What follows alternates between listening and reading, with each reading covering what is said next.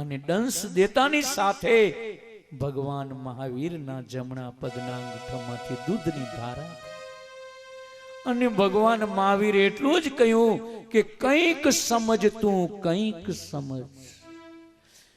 ગત ભાવની અંદર જરાક ને ભૂલ કરી તો તને ચંદ કૌશિકની આ સર્પની યોની મળી છે, પણ હજી તું સાવધાન થાય તો તારા હાથમાં સમય છે.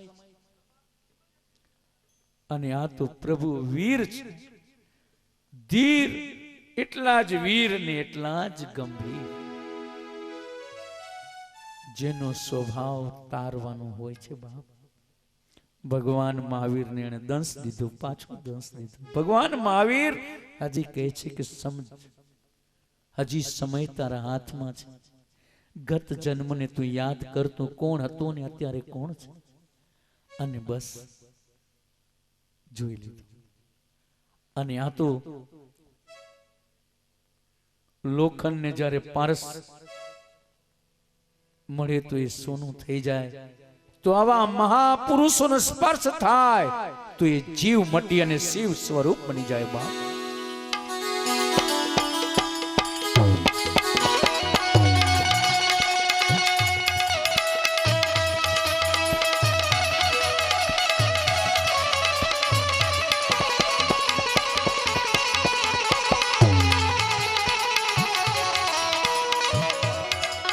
ભક્તોની નાથ જેવી બીજી કોઈ નાથ નહીં.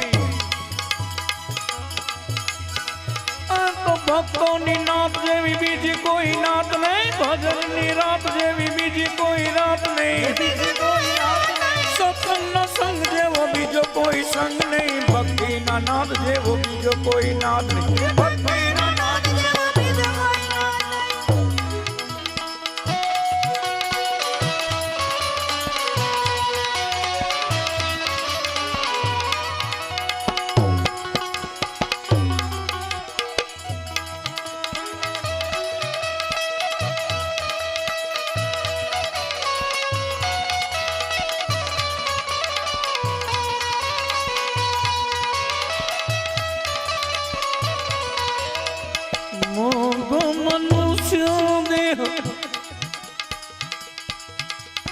હરીને હરીને મોગો મનુષ્ય દેહ, હરીને હરીને નહીં મળે વારંવાર. એ ભાઈ તું, એ ભાઈ તું ભજી લેને કીર્તન, હે ભાઈ તું ભજી લેને કીર્તન.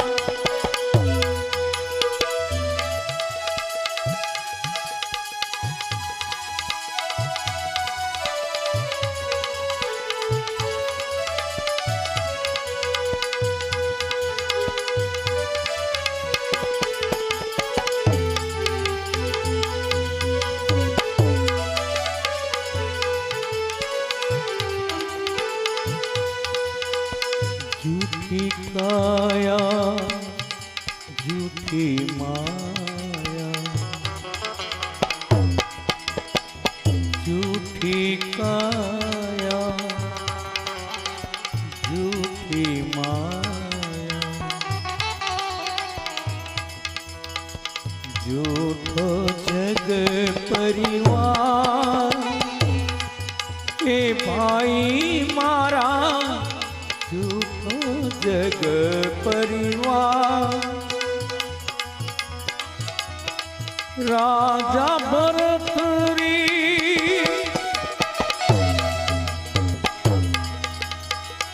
अने गोपीचंद, राजा भरत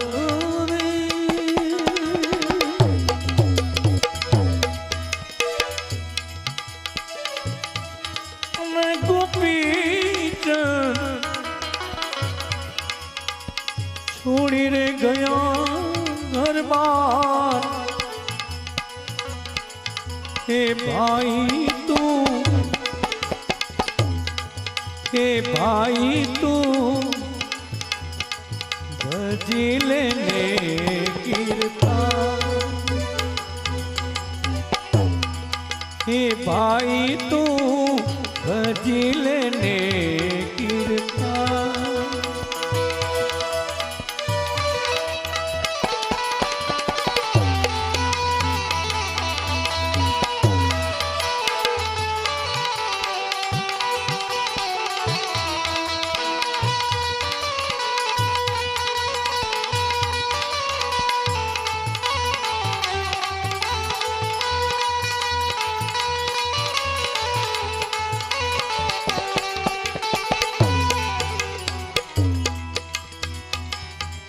काम क्रोध मद मोह लोभ ने,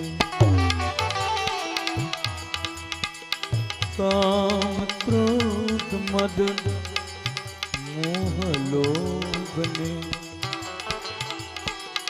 ज्ञाने जीवो નથી સાર।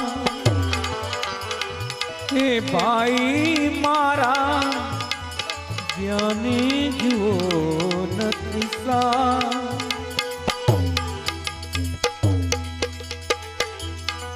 આ અવસર્યો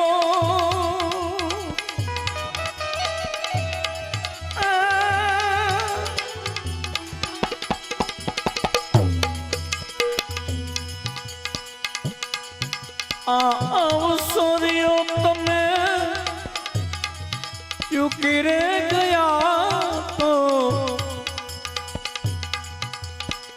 આ અવસર્યો તમે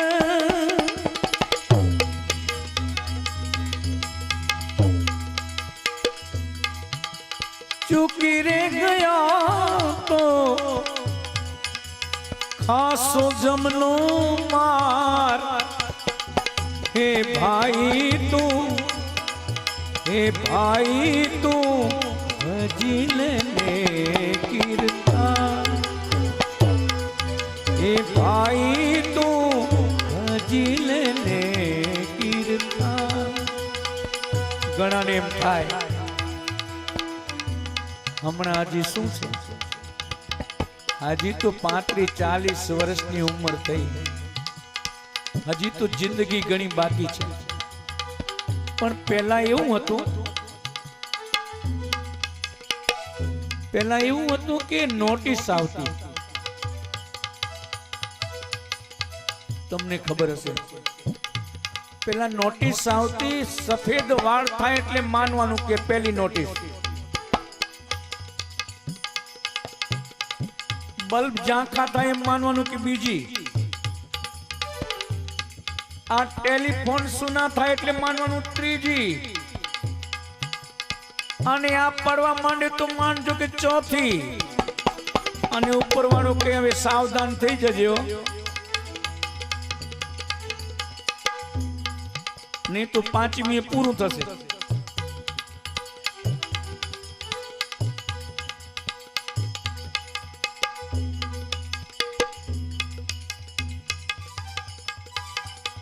पण हमणा आ पृथ्वीनो मनुष्य पण पाको ओछो नथी हो। एणे विचार कर्यो ने के ते धोळो कर्यो तो हुं वांधो छे मने, एणे ब्रश लगावी दीधो। जो ते आप्यो तो एना करता कलर में कर दीधो।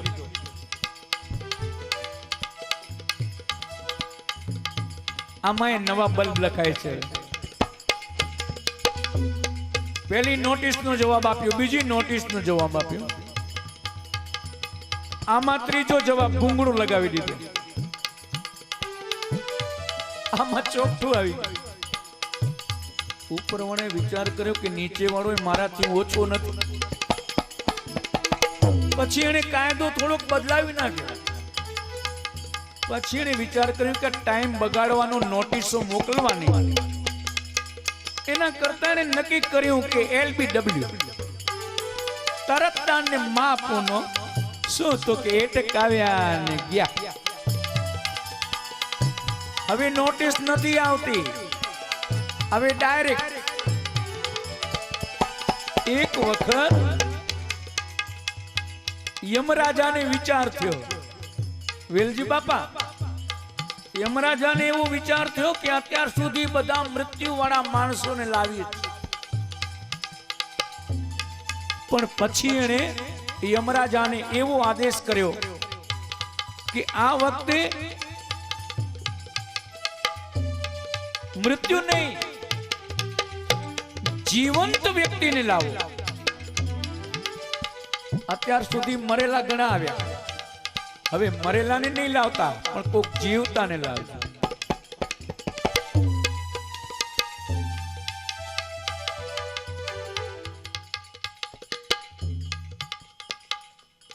યમરાજાનો હુકમ, એનો હુકમ લઈ અને એના દૂત આવ્યા, બધે ઠેકાણે જોયું. એમાં એક વકીલ આંખે ચડી ગયો. વકીલો યમરાજાને થયું કે હા મોકલાવ્યા તો છે, હવે જે થાય તે સાચું, પણ આ લોકોએ જેવા તેવાને ન પકડ્યો. યમરાજાએ જે મોકલાવ્યા હતા એ કાળ, એ જે દૂત હતા ને એની નજર ઠરી ગઈ પેલા વકીલ પર, અને જોયું કે આ બરાબર છે. એટલે એમણે કહ્યું કે સાવધાન. તો કે તમે કોણ? તો કે યમરાજાના દૂત છીએ, તને લેવા માટે આવ્યા છે કાળ બનીને. તો કે પણ મને નોટિસ તો મોકલાવી નથી, મને સમાચાર, પણ હવે સમાચારને નોટિસ બંધ કરી છે, આ ડાયરેક્ટ આદેશ છે. તો કે જરાક થોપજો, મારે જો 4 અક્ષર લખવા છે હું લખી લઉં ને પછી. એટલે એણે એક ચિઠ્ઠી લખી. યમરાજાને આ નોટિસથી જાણ કરવામાં આવે છે કે આદેશ મળતાની સાથે તરત તમારો હોદ્દો છોડી દેવો, અને આ આદેશ જે લઈને આવે છે એને તમારો હોદ્દો સોંપી દેવો. લેખતંગ વિષ્ણુ. ભલે વકીલ તૈયાર થઈ ગયા, અને એ કાળ એ દૂત લઈને યમરાજા પાસે આવી ગયા. તો ક્યાં લાવ્યા? તો કે અત્યાર સુધી મરદા લાવ્યા, પણ આ વખતે જીવતો લાવ્યા. તો કે હા. એમને ત્યાં સજા થતી હતી, પણ વકીલે કહ્યું કે મારી આ એક ચિઠ્ઠી છે, તમે લ્યો. યમરાજાએ ચિઠ્ઠી વાંચી. ચિઠ્ઠી વાંચી એટલે યમરાજા હાલી ગયા. કોણે આપી? તો કે નીચે દસ્તખત છે. એટલે યમરાજા સીધા ગયા વિષ્ણુ પાસે, એમને લઈને વકીલ સાહેબ, અને ચિઠ્ઠી આપી ભગવાન વિષ્ણુના હાથમાં. ભગવાન વિષ્ણુએ વાંચ્યું, નહીં, મેં એવો કોઈ આદેશ કર્યો જ નથી. આ તમને આદેશ આપ્યો કોણે? તો કે આમણે. એ કોણ છે? તો એ મૃત્યુ લોકમાં અત્યાર સુધી હું બધા મરદાને બોલાવતો હતો તમારા આદેશ પ્રમાણે, પણ આ વખતે મારી એવી ઈચ્છા થઈ કે આ વખતે કોઈક મૃતને નહીં પણ જીવંતને મારે બોલાવવા છે. એટલે મેં આમને બોલાવ્યા અને એમણે આ ચિઠ્ઠી આપી છે. તો કે આ ચિઠ્ઠી કોણે લખી છે? તો કે નીચે દસ્તખત છે.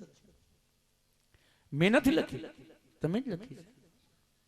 પણ મેં નથી લખી, આ તમે જ લખી છે. જુઓ પ્રભુ, આપ તો એમ કહો છો, જળમાં, થળમાં, પવનમાં, દેવમાં, દાનવમાં, માનવમાં, જીવ જંતુ કીડીમાં કે કુંજરમાં, આપ તો સર્વવ્યાપ્ત છો ને? તો કે હા.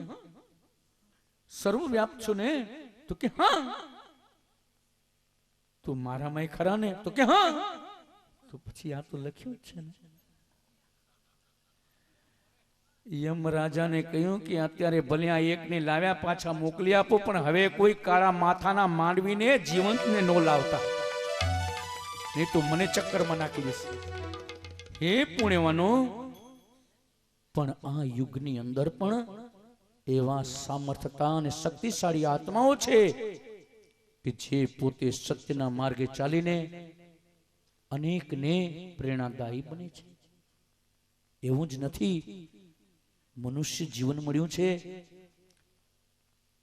એક ક્ષણિક અને ભૌતિક સુખો ભોગવવા માટે નહીં, પરંતુ ઈશ્વરના પ્રતિનિધિ બનીને ઈશ્વરના જે કાર્યો છે, જગત નિયંતા જગતને રચ્યું છે અને એના જે કાર્યો છે એ કાર્ય કરવા માટે આપણે પણ એક પ્રતિનિધિત્વ સ્વીકારવું જોઈએ. એવા આજે આપણી સરકારના પ્રતિનિધિત્વ કરવા માટે અહીંયા એક આવ્યા છે આપણા તારાચંદજીભાઈ છેડા. તેવી રીતે આપણે પણ આપણું પ્રતિનિધિત્વ કરવાનું છે અને એ જો કરશું તો ભગવાનને બહુ ગમશે. પણ જ્યાં સુધી આપણી વૃત્તિ નીતિ આપણા પૂરતું જ જીવવાની છે, આપણા માટે જ જીવવાની છે, ત્યાં સુધી માનીએ કે જીવન અધૂરું છે. પણ જે દિવસે આપણે કોકના માટે જીવન જીવવા માટે તૈયારી કરીશું, આત્મકલ્યાણની સાધના કરીશું અને જીવ માત્રમાં જ્યારે ભગવાનના દર્શન કરીશું, ત્યારે માનજો કે આપણા ઉપર પૂર્ણ પરમાત્માની કૃપા વરસી છે.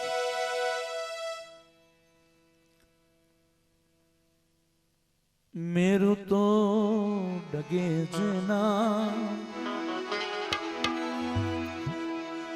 મનડાન ડગતાને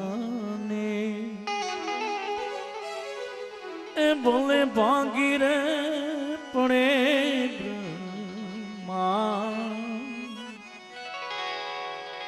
બોલે ભાંગી રે પડે બ્રહ્મા. વિપત પડે કોનમાં ઓળશે નહીં એ તું, વિપત પડે કોનમાં ઓળશે નહીં એ તું, સુહેરી હરિજનના પ્રમા એ બાઈ સોહેરે હરિજનના પ્રમા. મેરો તો ડગે જીના ડાન ડગતાને